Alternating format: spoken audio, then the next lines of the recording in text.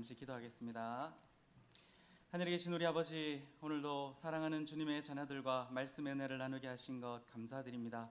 주의 성령께서 우리를 인도하셔서 우리를 예수 그리스도의 복음으로 이끌어 주시고 그 복음 안에서 주님께 주시는 은혜와 자유와 모든 풍성한 복들을 누리게 하여 주옵소서. 예수님 이름으로 기도합니다. 아멘. 반갑습니다. 저는 나물산 장로교회 이경현 목사입니다. 부족한 말씀의 종을 불러주셔서 이렇게 말씀을 함께 나눌 수 있게 해주셔서 감사합니다.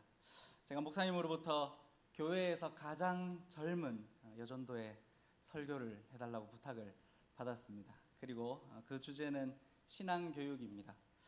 설교를 부탁받고 오랜 시간 고민을 좀 했습니다. 제가 주일학교 부서를 한 15년 넘게 전도사 시절부터 맡아서 가르쳐왔고 지금도 개척을 해서 아이들을 가르치고 있는데 교육에 대해서 어떤 이야기를 해야 되나 이런 고민을 하다가 우리 부모님들에게 그리고 이 교회에 있는 성도들에게 예수 그리스도의 복음이 가장 잘 드러나는 설교를 해야겠다 이렇게 결심을 했습니다. 이렇게 결심한 데는 이유가 있습니다. 그 이유는 복음만이 우리 자신과 그리고 우리의 자녀들을 참되게 변화시킬 수 있다고 믿기 때문입니다. 얼마 전에 돌아가신 팀 켈러라는 목사님이 계십니다. 뉴욕의 맨하튼에 아주 젊은 사람들과 지성인들을 대상으로 교회를 개척해서 목회를 아주 잘 하시다가 최근에 이제 돌아가셨습니다. 이 목사님이 그곳에서 젊은이들을 목회하면서 복음을 전했을 때 그들이 복음 가운데 은혜를 깨닫고 참되게 변화되는 것을 수도 없이 목격했습니다. 이 목사님이 쓴 책 중에 센터처치라는 책인데 이 책은 여러분들이 읽으셔도 될 만큼 쉽고 유익한 책입니다. 그래서 제가 추천을 드립니다. 그런데 그 책의 한 부분을 제가 여러분들에게 읽어드리려고 합니다. 복음은 그리스도인의 삶의 초급 과정이 아니라 시작부터 완성까지 관통하는 것이다. 복음은 비신자에게 필요한 것이고 신자들은 복음 이상의 성격 원칙을 따라 살아가는 것이라고 보는 것은 부정확한 견해이다. 복음을 믿음으로써 구원을 얻고 살아가는 동안 복음을 점점 더 깊이 믿음으로써 우리의 마음과 감정과 인생의 모든 국면이 변화된다는 것이 더 정확한 견해이다 이렇게 말했습니다. 여러분 이게 무슨 말인지 아시겠습니까?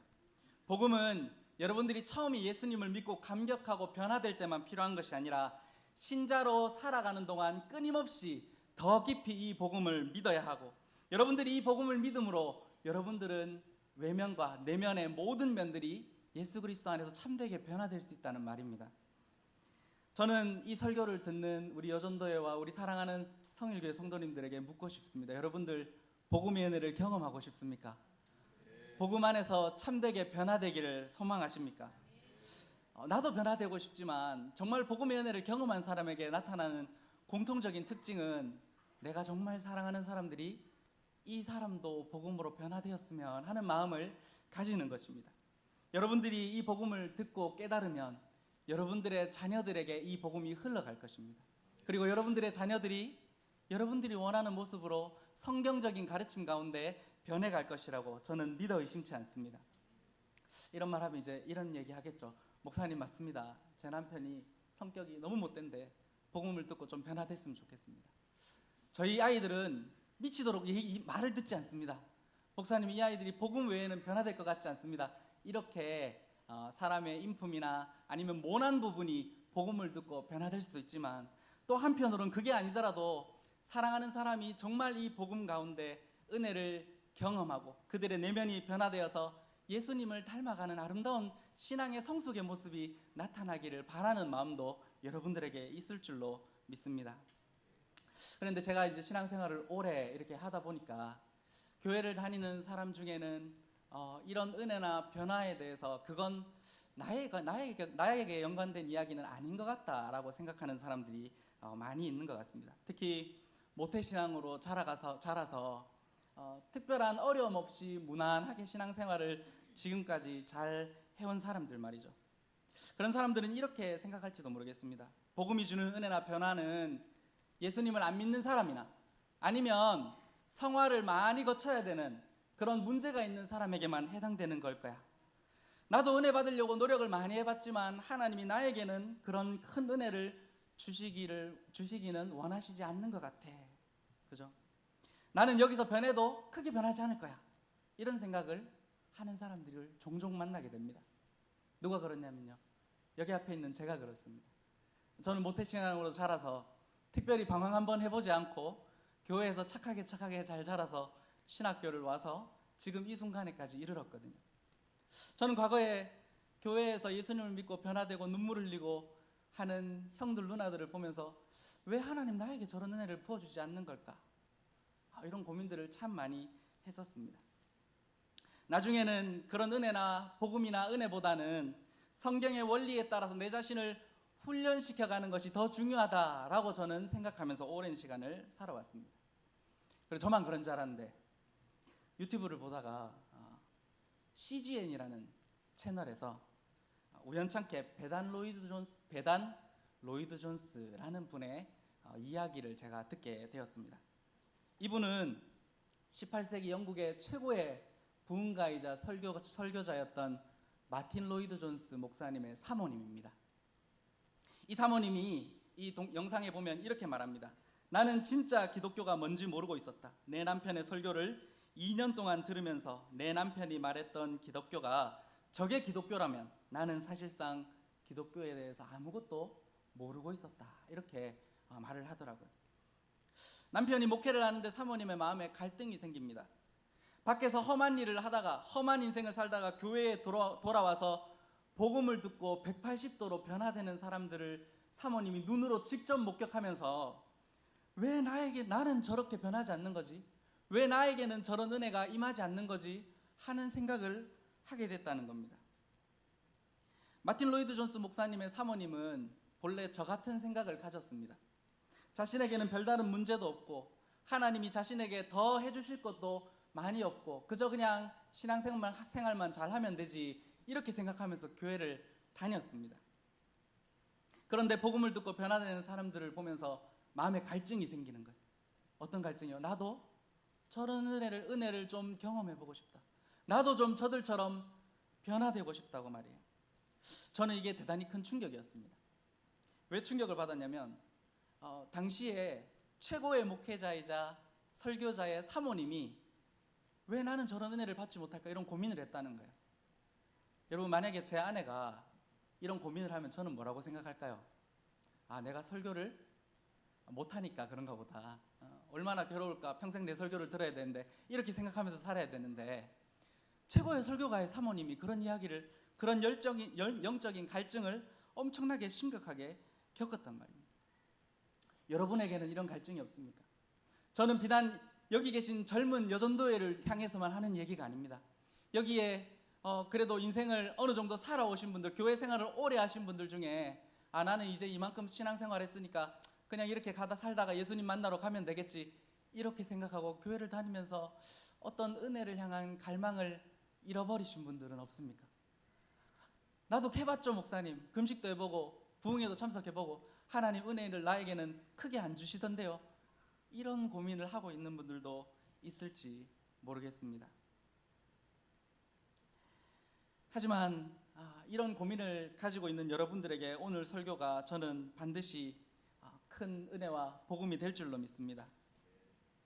이런 갈증을 가지고 오랜 시간 이런 갈증을 해결하지 못하면 우리는 하나님과 예수 그리스도의 복음에 대해서 오해를 하기 시작합니다. 어떤 오해를 할까요? 하나님이 나 같은 사람에게는 별로 그런 은혜를 주시기 원하시지 않으시는 것 같다 이렇게 생각합니다. 그래서 어떻게 합니까? 내가 뭔가를 해야 어떤 일을 하면 하나님 나에게 은혜 주시겠지 이렇게 오해합니다. 또 한 가지는 어떻게 오해하냐면 내가 뭔가를 해서는 안 될 일을 해서 하나님이 나에게 은혜 주시지 않는가 보다 이렇게 하나님을 오해하기 시작합니다. 그러나 사실 여러분 이런 것들은 사실이 아닙니다. 그리고 이런 오해들은 여러분들을 복음으로 이끌어주지도 못합니다. 오늘 본문에는 예수님과 수로보니게 여인의 짧은 대화가 기록되어 있습니다. 저는 이 본문을 근거해서 세 가지를 여러분들에게 이야기를 해드리려고 합니다. 첫째는 복음의 은혜가 누구에게 주어졌는지를 살펴볼 겁니다. 누구에게 주어졌는가. 그 다음으로 이 복음의 은혜를 입은 이 여인이 어떤 믿음을 가지고 있었는지를 볼 겁니다. 마지막으로 이 은혜를 예수님이 이 여인에게 주시기 위해서 무슨 일을 하셨는지를 저와 같이 함께 살펴보겠습니다. 첫 번째입니다. 복음의 은혜가 누구한테 주어졌는지 살펴봅시다. 여러분 당시의 유대인의 기준에서 보면 이 여인은 하나님의 은혜를 받을 수 없는 여인이었습니다. 지금 말고요. 당시 유대인의 기준으로 보면, 그죠? 이 여인은요, 제가 설명을 드릴게요. 오늘 성경 본문에 보면 이 여인은 헬라인이고 수로보니게 여인이다 이렇게 기록되어 있죠, 맞죠? 수로보니게라는 말은 지금의 팔레스타인 지역, 여러분 시리아라는 나라 아십니까? 터키 동편의 시리아, 지금도 거기 시리아가 있는데 그쪽 지역입니다. 수리아라는 국가의 베니게 족속 여인이다 이런 말입니다. 어렵죠? 제가 이렇게 어려운 말을 해드리려고 한 게 아니고 마가가요 일부러 여기서 두 가지 단어를 중복해서 씁니다. 그냥 수로보니게 여인입니다 이렇게 하면 되는데 어디요? 헬라인이요 수로보니게 여인입니다 이렇게 기록을 해놨습니다. 이게 무슨 의미일까요? 당시에 이 수로보니게 사람들은요 유대인들과 아주 사이가 안 좋은 사람이었습니다.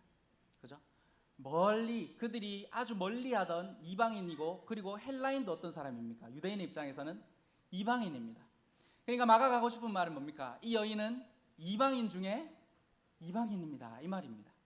하나님의 은혜와는 너무나도 멀리 떨어진 여인이 바로 이 여인이라는 말입니다. 이 여인에게 또 다른 문제가 하나 있죠. 뭡니까? 딸이 귀신 들렸습니다. 여러분 무섭지 않습니까? 성경은 이 딸의 상태에 대해서는 별로 이야기를 하지 않습니다. 근데 그 성경에 보면 귀신 들린 사람들이 주로 하는 일은 뭐냐면 막 고함 지르고 돌아다니거나 아니면 막 자기 몸을 불 같은 데로 던져가지고 해하게 만들기도 하고요, 쇠사슬을 끊기도 하고요, 사람들에게서 도망쳐서 무덤 가운데 살기도 합니다. 어쨌든 이 딸이 귀신이 들려 있습니다. 유대인의 관점에서는 절대로 상종하지 말아야 될 사람이 있는데 그 사람이 누구냐면 바로 귀신 들린 사람입니다. 왜 상종을 하면 안 되냐면 이 귀신 들린 사람은 부정한 사람이기 때문에 그 사람과 접촉하게 되면 유대인이 하나님의 성전에 와서 예배를 드릴 수 없게 됩니다. 부정한 사람과 접촉하면 예배를 드릴 수 없기 때문에 유대인들은 이런 사람들과 대화도 하지 않고 접촉도 하지 않습니다. 그죠? 그럼 보십시오 여러분, 이 여인이 어떤 여인입니까? 당시의 이방인 중에 이방인입니다. 그리고 딸은 귀신이 들려있는 부정한 여인입니다.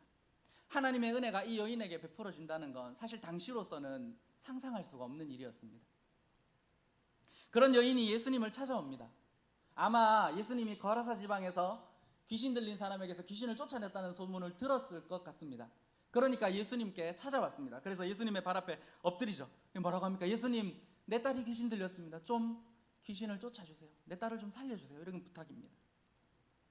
25절에 나오는 이 어린 딸은요, 실제로 나이가 어릴 수도 있고요, 아니면 정말 사랑하는 애정 어린 딸이다 이런 의미도 있습니다. 헬라어로 보면 이 여인은요 자기 딸을 너무나도 사랑했습니다. 눈에 넣어도 아깝지 않은 딸이 여러분 귀신이 들렸다고 생각해 보십시오. 우리 가끔 자녀들의 삶에 문제가 생기는 것들을 보지 않습니까? 자녀들의 인격에. 저도 집에 아들이 둘인데요, 가끔 보면 귀신 들린 것 같습니다. 아무리 말을 해도 못 알아듣습니다. 네. 눈앞에서 보고 이거 하지 마! 이렇게 하면 제 말을 듣자마자 그 일을 하는 게 아들들 아닙니까? 그죠? 귀신 들린 거 아닌가? 가끔 충격을 받을 때가 있는데, 네. 자녀들에게 죄송해요, 졸린 시간이라서, 네. 자녀들에게 이런 문제가, 어려운 문제가 생기면 여러분 부모님의 마음이 얼마나 미어집니까? 마치 이 자녀에게 생긴 문제가 내 문제처럼 여겨집니다. 내가 잘못해서 이 자녀가 이렇게 됐다고 부모님들은 100% 생각할 겁니다. 여러분, 이 여인이요, 딸이 은혜를 받기 위해서, 딸이 은혜를 경험해야 된다는 걸 알기 때문에 자신을 이방인으로 생각하고 부정하다고 생각하는 유대인 남성에게 찾아왔습니다. 여러분, 이 여인의 감정이 느껴지십니까? 사랑한 사람이 변화되기를 원한다고요. 그런데 예수님이 이 여자에게 이렇게 말합니다. 27절입니다. 예수께서 이르시되 자녀로 먼저 배불리 먹게 할지니 자녀의 떡을 취하여 개들에게 던짐이 마땅치 아니하니라, 이렇게 말합니다. 여러분, 이 말씀을 읽으면 어떤 느낌이 드십니까? 뭐 당연하죠. 예수님인데 뭔 말을 못 하시겠습니까? 그죠? 예수님은 어떤 말을 하셔도 여러분들은 다 받아들일 겁니다. 그죠? 믿음이 좋으니까. 근데 좀 젊은이들은 좀 다르게 생각할 수 있습니다. 실제로 제가 중고등학교 때 이 말씀을 읽고 충격을 받았습니다. 와, 예수님이 이렇게 말씀하시다니. 저는 충격을 받았었습니다. 여러분 생각해 보십시오. 예수님 뭐라고요? 아니, 남한테 하는 얘기니까 여러분들이 안 하다서 그런데 예수님이 지금, 제가 예수님은 아니지만 여기 서서 네가 걘데 니한테 먹을 걸 주겠냐 이런 말하면 여러분도 어떤 생각 들겠습니까? 그래도 은혜가 되시겠습니까? 아, 예수님 말씀이니까 은혜가 됩니다. 그 말도 이러겠습니까? 이건 정말 충격적인 말입니다, 여러분. 그리고 여러분들 중에 어떤 분들은 조금 불쾌할지도 모르겠습니다. 아, 예수님 어떻게 여인에게 이렇게 말하지? 이 여인의 처지를 모르시지도 않았을 텐데, 그죠? 근데 한 가지 짚고 넘어가야 될 건 이 여인이 예수님의 이 말을 전혀 불편해하거나 불쾌하게 생각하지 않았다는 겁니다. 이 여인은 알고 있습니다. 유대인 남성이나 유대인 종교 지도자들이 이방인인 자신을 어떻게 생각할지 이 여인은 이미 알고 있었습니다. 알고 찾아온 겁니다. 이 상황에서 일반적인 유대인 남성들이라면 이 여인이 하는 말에 부탁에 아무런 대꾸도 안 했을 겁니다. 왜요? 말을 섞는 것 자체가 부정하기 때문에. 유대인 남성들은, 그죠? 만약에 이제 보통 유대인 남성 같으면 이 여인이 왔을 때 이 여인을 피해서 조용히 일어나서 집을 나가든지 아니면 집주인에게 명령해서 이 여인을 집 밖으로 쫓아내라고 했을 겁니다. 그런데 예수님은 그러지 않았습니다. 예수님 지금 뭘 하고 계신 거죠? 험한 말을 한 게 아니고요, 이 여인과 대화를 시작하신 겁니다. 여인과 대화를 시작하셨다고요. 그래도 목사님, 예수님 그래도 너무한 것 같습니다. 어떻게 여인 보고 개라고 합니까? 그죠? 아닙니다, 여러분. 그것도 아닙니다. 예수님이 여기서 사용하신 개라는 단어가요, 당시의 유대인들이 이방인 여인을 말할 때 낮춰 부르는 개라는 표현과 다른 표현입니다. 제가 설명을 해드리면 구약과 신약 성경에서 일반적으로 경멸적으로 누군가를 보고 개라고 할 때 썼던 단어는 퀴온이라는 단어입니다. 퀴온. 이 단어는요, 야생에 살고 있는 들개를 의미합니다. 야생에 들개가 살게 되면 무리를 이룹니다. 그리고 몰려다니면서 뭘 먹고 사냐면요, 시체를 먹고 삽니다. 개들이. 얼마 전에 뉴스에도 제주도에 들개들이 많이 생겨가지고 그저 사람도 공격하고 들에 있는 짐승들의 사체를 먹고 산다, 이런 거 뉴스 보신 적 있습니까? 들개들이 습성이 그렇습니다. 그러니까 유대인들은 이 개들이 부정한 짐승입니다. 들개가 매우 부정합니다. 위험하기도 하고요. 그죠? 그래서 주로 누구를 향해서 이 개라고 불렀냐면 성매매를 한 남성들, 그리고 이방인들을 향해서 개라고 불렀습니다. 그런데 예수님이 이 여인을 향해서 개라고 할 때 이 개라는 단어는요, 헬라어로 보면 퀴나리온이라는 단어입니다. 퀴나리온. 다르죠, 그죠? 이 단어는요, 집에서 기르는 애완용으로 기르는 작은 강아지를 의미합니다. 작은 강아지. 이 개는 모든 가축 중에서 주인과 가장 가까이 있습니다. 오늘 본문에도 예수님이 주인의 상에서 개들에게 먹이를 던져준 게 옳지 않다라고 할 때 이 개가 지금 어디 있습니까? 주인 발 밑에 있습니다. 식탁 밑에 있단 말이에요. 물론 그렇다고 해도 유대인들에게 여전히 개는 좀 부정합니다. 오늘날의 애교 문화와는 많은 차이가 있습니다. 그죠? 근데 여러분들 중에 집에 개 키우시는 분 있습니까? 저는 제 아내가 개를 너무 싫어해가지고 결혼하기 전까지는 개를 키우다가 결혼하고 난 뒤부터는 강아지 같은 아들 둘만 키우는데, 집에 개 키우시는 분들 있습니까? 없습니까? 손 들어 보십시오. 키우죠. 강아지는 또 하나의 가족입니다. 그죠? 사랑해줘야 됩니다. 그렇다 해도 아무리 강아지를 사랑해도 여러분, 아이들과 함께 밥을 먹는데 식탁 위에 개를 놔두지는 않습니다. 맞죠? 식탁 위에 개 놔두고 눈 마주쳐가면서 식사하시는 분은 잘 없죠? 잘 없습니다. 개가 있어야 될 자리는 바닥입니다. 그죠? 더군다나 아이를 위해서 맛있게 요리해가지고 그걸 개한테 주진 않죠. 그죠? 예수님이 하는 말은 이런 말입니다. 그럼 예수님이 이 말씀을 하신 진짜 의미는 뭘까요? 자네의 떡을 취해서 개들에게 주는 게 옳지 않다, 이 말씀을 왜 하셨을까요? 27절에 보면요, 먼저라는 말이 있습니다. 먼저. 여기에 힌트가 있습니다. 예수님이 하는 말은 이것입니다. 내가 먼저 해야 될 일이 있다는 겁니다. 먼저 해야 될 일. 이방인들도 언젠가는 구원의 은혜를 받을 거다. 그런데 먼저, 너희들에게 그 구원의 은혜가 임하기 전에 먼저 나를 오랫동안 기다려왔던, 메시아를 오랫동안 기다려왔던 유대인들이 먼저다.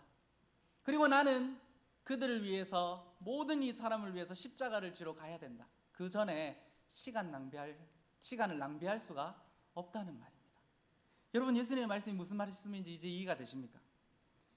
예수님의 말씀에 따르면 이 여인은 은혜를 받기에는 좀 더 기다려야 하는 사람이었습니다. 여러분, 다시 생각해 봅시다. 이 여인, 제가 누구에게 은혜가 주어졌는지 살펴보자 했죠, 그죠? 첫째로 이 여인은 하나님의 은혜에서 멀리 떨어져 있다고 생각했던 이방인 여인이었습니다. 그리고 율법에 의하면 이 여인은 하나님께 다가올 수 없는 부정한 여인이었습니다.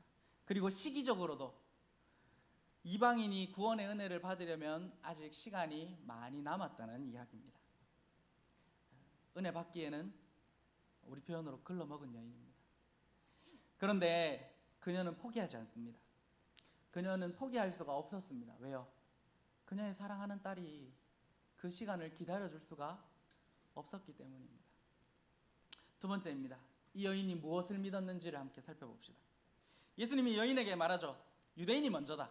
그리고 그 다음이 너희다. 이렇게 말씀하십니다. 그런데 그 여인이 당황하지 않습니다. 예수님의 모든 말씀을 다 받아들이고 인정합니다. 결론적인 이야기지만 예수님의 이 말에 이 여인이 뭐라고 대답하는지, 이 여인의 반응 때문에 예수님이 나중에 이렇게 말해줍니다. 돌아가라, 귀신이 내 딸에게서 나갔느니라. 이렇게 말해줍니다.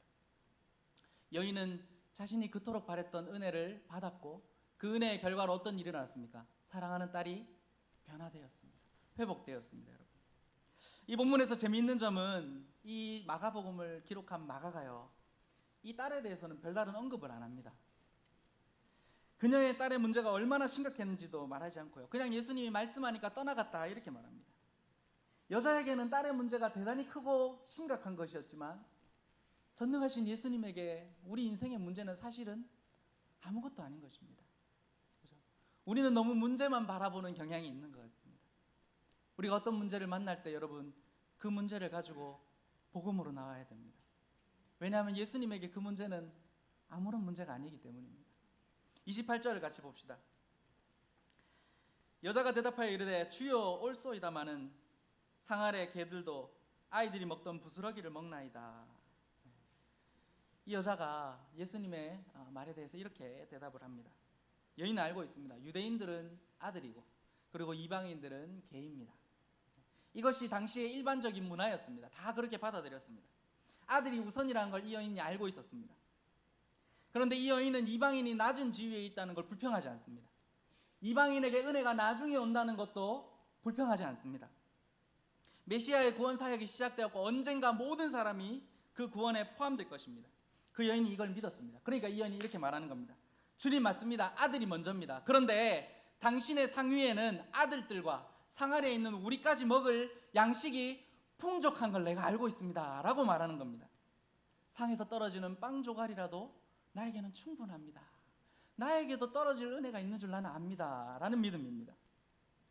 베델 신학대학원의 신약학 교수인 마크 스트라우스라는 분이 있습니다. 이분이 이 본문을 추석하면서 이 여인을 이렇게 평가합니다. 그 여자는 겸손하지만 또한 놀라운 영적 분별력을 보여준다. 역설적이게도 이 이방인 여자는 마가복음에서 하나님의 구원의 본질을 파악한 첫 번째 인물이다. 그것은 유대인으로 시작되지만 모든 곳에 있는 모든 사람에게 주어지게 되어 있는 구원이다. 이렇게 말합니다. 여러분, 이 여인이 어떤 여인이라고요? 마가복음에서 최초로 구원의 본질을 깨달은 여인이라고요. 이방인 여인. 이 여인이 파악한 구원의 본질이 뭡니까, 여러분? 하나님의 구원의 은혜가 모든 지역과 모든 사람에게 다 주어지는 구원. 다시 말해서 받을 자격이 없는 사람에게도 주어지고요, 받을 만한 자리에 있지 않은 사람에게도 주어지고 있고요, 겸손하게 그리스도를 믿고 신뢰하기만 하면 풍성하게 은혜를 주신다는 그 구원의 본질을 이 여인이 깨달은 겁니다. 여러분, 구원이 얼마나 풍성한지를 이 여인이 깨달았다는 겁니다. 같은 말을 로마서 10장 12절에서 바울 사도가 이렇게 말합니다. 유대인이나 헬라인이나 차별이 없습니다. 한 분이신 주께서 모든 사람의 주가 되사 그를 부르는 모든 사람에게 부요하시도다. 이렇게 말합니다. 부요하시도다. 사랑하는 성도 여러분, 여러분들이 은혜를 경험하고 싶습니까? 여러분과 여러분들이 사랑하는 사람들이 변화되기를 바랍니까? 여러분들은 오늘 성경 본문이 말하는 예수님을 믿으셔야 됩니다. 그분에게는 은혜가 풍족합니다. 넘치도록 많은 은혜를 가지고 계신 분입니다. 모든 사람, 여기에 있는 모든 사람이요, 나이와 상관없이, 그죠? 직분과 상관없이요, 여러분들의 어린 자녀에게까지도 은혜를 주실 수 있는 분이라는 걸 여러분들은 믿으셔야 됩니다. 잊지 마십시오. 여러분, 여러분들이 주님께 나올 때요, 이 은혜를 받기 위해서 가지고 올 것은 아무것도 없습니다. 가지고 올 게 아무것도 없습니다. 사실상 우리가 예수님께 나올 때 가지고 올 수 있는 건 아무것도 없습니다. 여러분이 예수님께 올 때 뭘 가지고 나오겠습니까? 사실 우리가 주님께 늘 가지고 오는 건 죄밖에 없습니다. 죄밖에 없습니다. 그리고 실제로 여러분들은 주님께 올 때 아무것도 가지고 오지 않아도 됩니다. 이 여인처럼 말입니다. 사랑하는 딸이 낫기를 바랬다고. 여러분, 이게 얼마나 대단한 일입니까? 얼마나 중요한 일입니까? 그런데 여러분, 세상은요 이렇게 귀한 걸 공짜로 주지 않습니다. 공짜로 주지 않아요. 아주 좋은 의료 혜택을 받으려면 어떻게 해야 됩니까? 아주 많은 돈을 지불해야 됩니다. 이것이 세상의 방식입니다. 그런데 예수님은요 이 딸에게서 귀신을 쫓아내는데 이 여인에게 아무것도 요구하지 않습니다. 아무것도 요구하지 않아요. 이 여인은요 그저 예수님에게 은혜가 풍성하다는 것을 믿었을 뿐입니다. 나에게도 주실 은혜가 있다는 걸 믿고 왔을 뿐입니다. 여러분, 그 믿음을 가지고 참고 인내하면서 주님을 더 의지했더니 예수님이 그 믿음만으로 충분하다고 여겨주셨습니다. 여러분들 중에는 이 여인과 같이 어떤 인생에 큰 문제가 없는 분들도 아마 있을 겁니다. 있을 거예요. 큰 감동이나 은혜 없이도 신앙생활을 평탄하게 잘 해왔을 수도 있습니다. 그다지 신앙생활에서 은혜에 목마르지 않다고 생각했을지도 모르겠습니다. 그런데 여러분, 제가 정말 여러분에게 묻고 싶습니다. 여러분, 은혜를 받고 싶지 않습니까? 네? 나도 은혜 받고 싶다. 나도 영적으로 목마르다 라고 여러분들 생각하지 않습니까? 제가 아까 설교 도입부에 베단 로이드 존스 사모님에 대한 이야기를 해드렸어요. 제가 조금만 더 이 사모님에 대한 이야기를 해드리겠습니다. 필요하면 제가 목사님에게 이 영상을 그 카톡 링크를 보내드리겠습니다. 한번 보시면 도움이 될 겁니다. 이 사모님은요 기독교의 명문 집안에서 태어났습니다. 할아버지가 목사님인데 그 영국에 부흥이 일어났던 부흥 시절에 아주 하나님께 크게 쓰임받은 분이셨습니다. 그리고 이 베단 로이드 존스 사모님의 아버지도 훌륭한 분입니다. 이 사모님이 학교 공부보다 영적인 부흥을 체험하는 게 더 중요하다고 학교 공부를 중단시키고 부흥이 일어난 지역으로 이 딸을 공부하러 보내버립니다. 대단히 훌륭한 집안에서 신앙생활을 하면서 자랐죠. 그죠? 이 사모님이 쓴 책이 있습니다. 샌즈필즈의 추억이라는 책입니다. 회고집입니다. 이 책의 내용을 제가 짧게 읽어드리겠습니다. 정작 나 자신은 이런 정서에 조금 둔감했다. 이 정서가 뭐냐면 은혜 받고 부흥을 경험하는 정서요. 자기는 그런데 둔감했다는 거야. 옆에서 막 은혜를 받는데 둔감했다. 기독교 가정에서 태어나 유아 세례를 받았고 12세에 입교를 거쳐 교회의 구성원이 되었다. 내게 달리 무엇이 더 필요한지 나는 알지 못했다. 나는 하나님을 두려워했고 죽음을 두려워했으며 이 때문에 악을 피했다. 나는 그리스도인이 해야 되는 모든 의무를 다했다. 이를테면 교회에 출석을 잘했고 성경을 하나님의 말씀으로 받아들였다. 그러나 나의 마음에는 평안이나 기쁨이 없었다. 복음이 주는 영광스러운 자유도 무엇인지 알지 못했다. 사모님의 이야기입니다. 여러분, 이 이야기가 나의 이야기처럼 여겨지는 분들이 있지 않습니까? 계속해서 읽어드리겠습니다. 에버라본 시절 초기 회심하는 사람들을 보면 기뻤다. 술주정뱅이를 비롯해 악하게 살던 사람들이 회심했다. 이들을 보면 즐거웠고 부럽기까지 했다. 여기서부터 중요합니다. 여러분, 이들의 빛나는 얼굴과 변화된 삶을 보노라면 나도 차라리 술주정뱅이였거나 그보다 못한 사람이었다면 회심의 기쁨을 맛볼 수 있지 않았을까라는 생각이 이따금 들기도 했다. 나는 언제나 그리스도인이었기 때문에 내게 회심이 필요하다거나 내가 이미 얻은 것 외에 달리 무엇을 더 얻을 것이라고는 꿈에도 생각하지 못했다. 사모님이 이렇게 말하고 있습니다. 여러분, 이 이야기가 여러분의 이야기 아닙니까? 신앙생활을 오래 하다 보면 달리 내가 더 받을 은혜가 없다고 생각합니다. 나는 저 누군가가 은혜 받은 이야기를 해도요 나랑은 상관없는데, 나도 노력은 해봤는데 은혜가 안 오던데, 여러분 이렇게 생각하고 있을지도 모르겠습니다. 여러분, 아닙니다. 오늘 본문에 뭐라고 말합니까? 주인의 상에는 우리에게 나눠줄 은혜가 풍성하다고요. 너무 넘치도록 많다고요. 여러분, 책을 계속 읽어드리겠습니다. 에버라본 시절 처음 2년 동안 하나님은 마틴, 남편입니다. 마틴의 주일 설교를 은혜롭게 사용하셔서 나의 눈을 열어 나 자신과 나의 필요를 보게 하셨다. 나는 알게 되었다. 나는 죄를 용서받았고 마음에 하나님의 평화가 깃들었다. 이게 무슨 말일까요? 그렇게 오래 신앙생활을 했는데 하나님의 복음을 말씀을 듣고 그제서야 하나님의 은혜를 충만하게 경험했다는 겁니다. 충만하게 경험했습니다. 여러분, 이 이야기는 남의 이야기가 아닙니다. 이 설교를 듣는 여러분의 이야기가 될 수 있습니다. 여러분이 원하는 것이 이것 아닙니까? 여러분이 해야 되는 건요, 그리스도인으로서 의무가 아닙니다. 은혜 받기 위해서 해야 되는 건 그리스도인으로서 의무가 아닙니다. 교회 와서 봉사하고 주일학교하고 이런 의무를 한다고 하나님이 은혜 주신다고 말씀하지 않았습니다. 그건 은혜 받은 자들이 기쁨을 하는 봉사고요. 여러분들이 은혜 받기 위해서 할 것은 단 하나밖에 없습니다. 뭡니까? 주님에게 은혜가 풍성하다는 것을 믿고 주일 말씀을 통해서, 복음을 통해서 전달되는 예수 그리스도를 경험하는 것밖에 없습니다. 주인의 식탁에게는 여러분들에게 줄 은혜가 충분합니다. 여러분의 삶도 변화될 수 있습니다. 여러분, 혹시나 여러분들의 자녀들이 문제가 있다면 여러분 그 고민을 좀 다른 방법으로 접근해 보면 좋겠습니다. 자녀들에게 문제가 있으면 부모님들은 이렇게 생각하죠. 내 자녀가 복음을 듣고 변화되면 좋겠다. 그런데 그 전에 해야 되는 게 있습니다. 뭘까요? 내가 먼저 은혜 받고 변화되는 것입니다. 저는 목회를 하면서 정말 헌신적인 어머니들이, 복음을 깨닫고 헌신적으로 자녀들을 위해서 기다리고 기도하는 부모님들을 통해서 변화되는 자녀들을 너무나도 많이 목격했습니다. 여러분, 너무나도 많이 목격했습니다. 여러분, 신뢰하십시오. 주님에게는 여러분에게 줄 은혜가 풍성합니다. 마지막으로 예수님이 이 풍성한 은혜를 주시기 위해서 어떤 일을 하셨는지 봅시다. 이 여인은요, 이방인이었고요, 부정했습니다. 신학적으로 보면 죄인이었고요.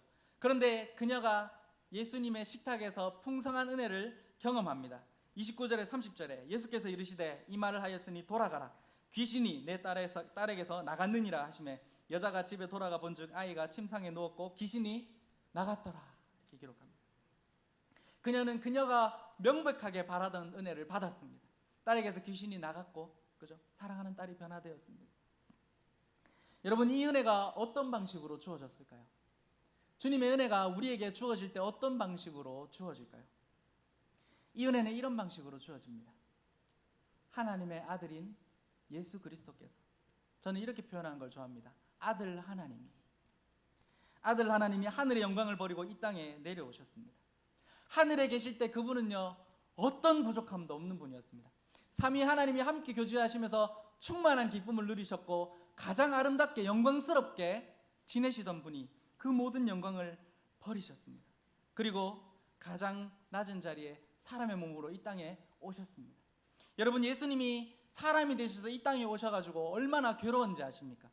그분은요, 목마름을 경험했고요, 배고픔을 경험했습니다.